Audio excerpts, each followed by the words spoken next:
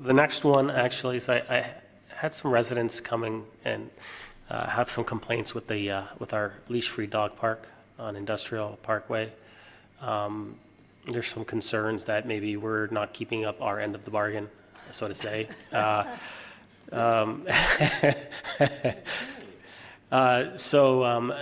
With that being said, through you, Mr. Chair, to Mr. Downey, I know we've had some discussions, and I know that there was a report last term with some options of possibly changing the agreements and allowing for maybe council to maintain that park on a somewhat better basis, but it would have some cost implications. I'm just wondering if we could get that report through you, Mr. Chair, back onto the Parks and Rec committee to take a look at, and then possibly at a future general committee meeting, so we could take a look and maybe move forward in a different direction than what we currently have.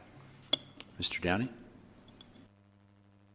Through Mr. Chair, be happy to do that. We're presently working on a draft response. I want to pass it by the Chief Administrative Officer prior to submitting it to members of Council on a little bit of the history with regards to how we got to where we are today.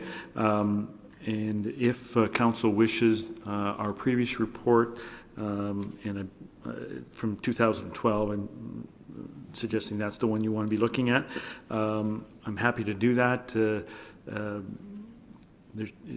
Do we need direction from Council in order to put that onto the agenda, or do I simply put that on the agenda?